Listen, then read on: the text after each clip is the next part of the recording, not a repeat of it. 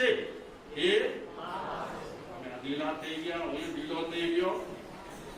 ને તને પડપડ હૃદયમાં રાખશે ને સુકું તારી નીચે જે મૂકશે, ને સુકું તારી જે નીચે મૂકશે એ ને સુકું તારી નીચે જે મૂકશે એ આવી મહા છે. ભીને સુઈ અને સુકે સુવાયા. સરસ મજાની વરસાદની કંઈક વાત મેં વાંચી. જનનીની જોડ સખી નહીં જડે રેલો. એમાં વર્ષે વાદળ વરસે વ્યોમ વાદળી રે મારીનો મેઘ પારે માસરે જનનીની જોડ સખી નહીં જડે મારીનો મેઘ મારે માસરે જનનીની મીઠા મધુ ને મીઠા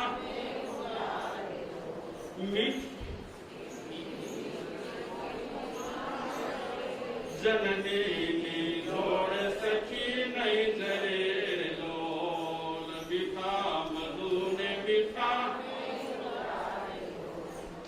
સરસ. વાહ ભાઈ વાહ. આપણી સાથે કોઈ છેતરપિંડી કરે,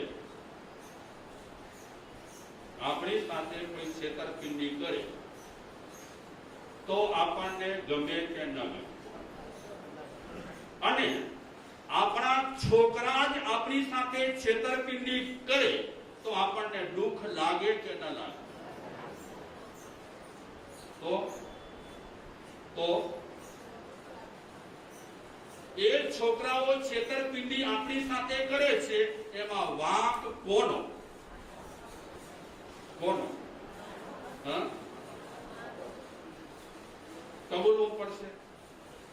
માં એ તો માં છે જેમાં બે મત નથી. પિતાજી છે એમાં બે મત નથી. માં અને બાપ બંનેનો મહિમા આ જગતમાં ગવાયો છે, ગવાશે, ભવિષ્યમાં પણ પૂરેપૂરી રીતે ગવાશે. પણ ધીમે ધીમે ધીમે પરિસ્થિતિ બદલી રહી છે. અને એક વિચારક એમ કહે છે, હવે મા બાપ તરીકે રહેવા માટે ક્લાસીસમાં જવું પડશે. પરિસ્થિતિ આવી ઊભી રહી છે.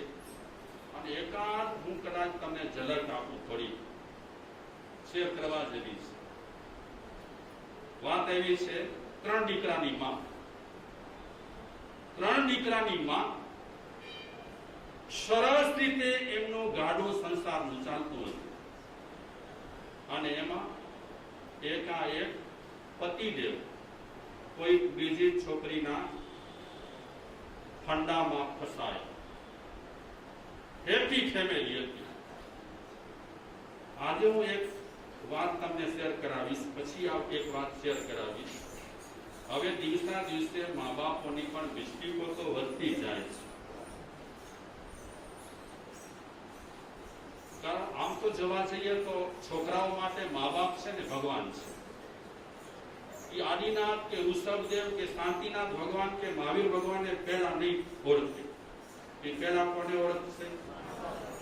અને છોકરાઓ માટે જો આઈડલ હોય, છોકરાઓ માટે જો આદર્શ હોય તો કોણ છે? મા બાપ. પેલા રે માતા પછી રે પિતા, પછી લેવું પ્રભુ કેરું નામ રે ભાઈ મારે નથી જવું તીરથ ધામ. ઘરમાં કાશી, ઘરમાં મથુરા, ઘરમાં ગોકુળિયું ગામ રે ભાઈ મારે નથી જવું તીરથ ધામ. હેપી ફેમિલી, 3 સંતાન. અને એમાં પિતાજી કોઈ બીજી છોકરીના પ્રેમમાં પડ્યા. શું હાલત થાય હેપી ફેમિલીની?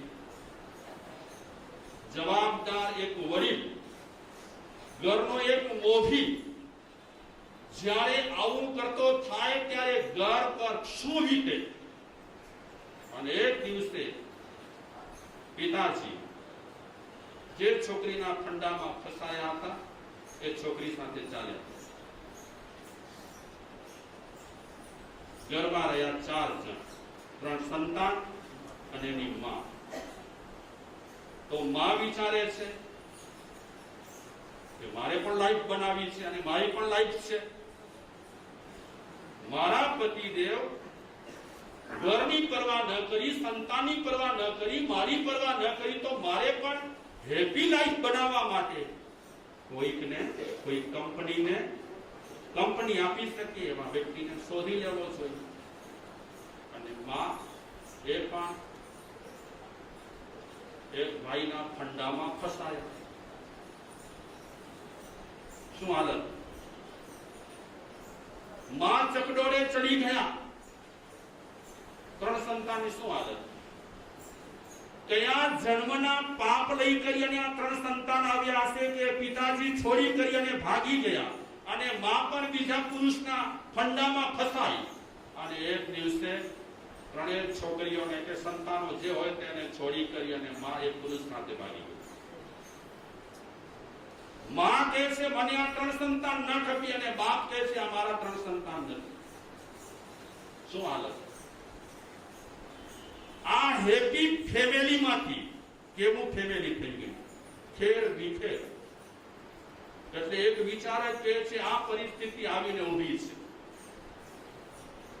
ભોગ વિલાસના વાતાવરણમાં આજે મા બાપ પોતાની જવાબદારી ચૂકી રહ્યા છે અને મા બાપ પણ વિચારે છે કે અમારી પણ લાઈફ રહેલી છે, આ જન્મ મળ્યું છે તો અમે જલસા કા ન કરીએ. નાના બચ્ચાઓ રેના હોય, કોઈકના હાથમાં સોંપી કરી અને મમ્મી કીટી પાર્ટીમાં જાય અને પિતાજી વળી બીજે ઠેકાણે જાય. શું હાલત થાય સંતાનોની? અને પછી એ સંતાનો જ્યારે મોટા થાય ત્યારે આપણે કહીએ અમારું માનતા નથી.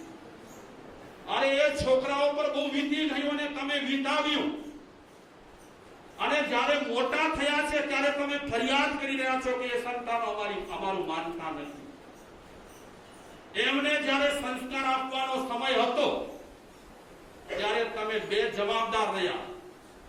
ત્યારે તમે એમ સમજતા હતા કે અમારી લાઈફ જલસામાં જવી જોઈએ અને તેમાં પણ જેના ઘરમાં બહુ સુવિધા ને બહુ પૈસો રહેલો છે એ ઘણી વખત સંતાનો માટે એટલા બેદરકાર રહેતા હોય છે અને બેદરકારીનો ભોગ બનતા હોય છે. પછી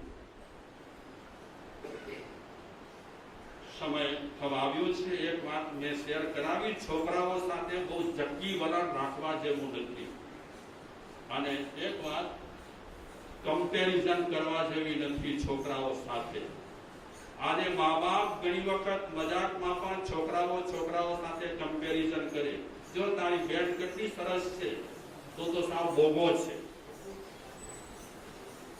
આવી કમ્પેરિઝન કરનારા મા બાપ ખરેખર એને ચેતી જવા જેવું છે કે આ કમ્પેરિઝન તમારા સંતાનો માટે ખતરનાક છે. બંનેને તમે સરખું પ્યાર આપો, મજાકમાં પણ કમ્પેરિઝન ન કરો. આ મજાકની કમ્પેરિઝન ક્યારેક તમારા માટે સજા બની શકે છે.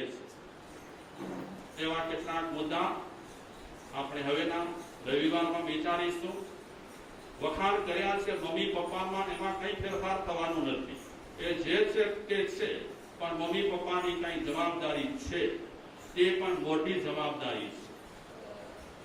સંતાનો બધા કઈ ધર્મસ્થળોમાં આવવાના નથી અને મોટા થયા પછી કદાચ શિબિરો ભરે તો એમનામાં પરિવર્તન આવે પણ ખરું, ન પણ આવે, એ કઈ ગેરંટી નથી. સૌથી પરિવર્તન સંતાનોમાં તમે તમારા ઘરે જ કરાવી શકશો. અને શિક્ષણ જ્યારે વ્યવસાય બન્યું છે ત્યારે તો આજના મા બાપોને વધારે સાવધાની રાખવાની છે. હવે શિક્ષણ વ્યવસાય છે. તમારા છોકરાઓ ભણે કે ના ભણે, એને સંસ્કાર સાથે નાવું નચવવું કાંઈ નથી.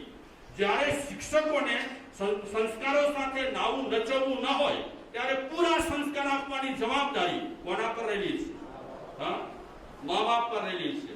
અને એ મા બાપ જો રમતા રામ થઈ જાય અને જલસામાં પડી જાય તો સ્વાભાવિક છે કે સંતાનો પણ ક્યાંક લાગણી શોધવા માટે ફાફા મારશે અને કોઈને કોઈ આશરો એમને લાગણી આપવા માટે મળી જશે ત્યારે કદાચ તમારાથી વિરુદ્ધમાં પણ પડશે. આવું બની શકશે. આપ તો સૌ મોટી ઉંમરના છો, થોડા જુવાનો બેઠેલા છે, કોઈના લગ્ન થયા હશે, કોઈના લગ્ન નહીં થયા હોય, કોઈ શોધમાં પડ્યા હશે. પણ એ યુવાનોને પણ હું વિનંતી કરીશ કે અત્યારથી તમે ચેતી જજો. અગર તમારી શાદી ન થઈ હોય અને ટૂંકા સમયમાં શાદી થયેલી હોય અને સંતાન ન થયા હોય, એનાથી પહેલા તમે તમારા જીવન માટે અને ભવિષ્યમાં થનારા સંતાનો માટે સાવધ થઈ જવાની જરૂર છે. ઓમ શાંતિ.